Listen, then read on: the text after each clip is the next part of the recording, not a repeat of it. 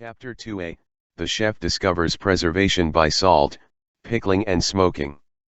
Just 3 months after the Stone Age ended, a chef made a crucial observation, followed by a case study to ensure the survival of mankind. Lenz, the cook, found a dead wild boar on a dry salt lake. He was hungry, as always, and immediately thought of roasting the pig. But, the dry salt lake provided no wood for cooking. So he had a second look and examined the wild boar. He found that the right side of the pork belly and the leg shimmered greenish and that there was a strong smell. The left side, however, was rosy and smelled appetizing and fine. And because he was a chef, he wanted to get to the bottom of it. He kept asking himself why over and over again. Why is the top side so bad, and the bottom side so good? And he concluded, to survive it is worth getting to the bottom of things. He quickly found out that the left side lay on the salt layer of the lake, and that the salt contributed to the good condition of the meat. He tasted a thin slice of the pork fillet, and was delighted. The first piece of pancetta and prosciutto was found, and the curing invented. The salt preservation was discovered. This simple discovery has been a major breakthrough for early humans. Now the food could be stored safely and easily for longer. Needless to say, of course, once again from a chef. A few wild boars later, he made another delicious discovery. As previously learned, he salted the meat before cooking it. All the members of the tribe admired him, and he was soon promoted to the rank of chief. But because he was a passionate cook, he insisted on cooking for his people on the weekend. Everyone loved these gatherings of good food and entertainment. As a result, more and more people came to take part in the feast. And they happily shared their food. When trust was formed, some brought also their wives. Well, of course, when there were women, everyone had even more fun.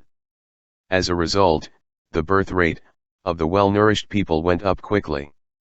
The chef was the first to notice, of course. A good diet increases the man's fertility, and the willingness of women is also increased after a good meal. That has not changed to this day. But now back to the second most beautiful thing in life, cooking. It then happened while preparing for the next feast. Warlike neighboring people stormed the camp. The cook chief has just started roasting another wild boar. And because it was a particularly large pig with beautifully marbled meat, he didn't want to lose it to the aggressive people. A favorable circumstance came to his aid. A hut should be built next to his cave for his new girlfriend. The fresh branches and twigs still had some fresh green leaves. Before he had to flee, he threw the whole pile of leaves over the fire pit and the pig. Of course, a dense carpet of smoke quickly developed across the entire camp. The warring people couldn't see anything because the smoke burned their eyes. They suspected that the camp had been set on fire by the crafty chief cook, to keep from falling into their hands. With watering eyes and empty bellies, they returned to the darkness of the forest. Soon Lenz and his friends came, one by one, back to camp. Happy, but hungry, they gathered at the barbecue area, to once again thank the chef for his life-saving act. But he was only concerned with finding out what damage by the smoke had been done to the meat. And he found out. The green leaves had not only produced the smoke, but also put out the active fire. The slight smoldering fire produced this way did not char the meat, but smoked it very nicely and aromatically. When he tasted the meat, he was again delighted with the tenderness of the marbled boar meat. And because it was a particularly large pig, they couldn't eat it all that night. After this eventful day, everyone soon went from tiredness, or because women were also there, driven into their respective huts or caves for other reasons. And because the hut wasn't ready for his new girlfriend, she naturally had to sleep with Lenz in his cave. There the two then spent the next 10 days without being seen. The people began to worry. Fearing that the cook and his girlfriend might have starved to death, they cautiously entered his cave. They were happy to see that the chef and his new girlfriend survived because half of the leftover pig was smoked and didn't spoil. On this day the widespread saying arose, "Saving your bacon."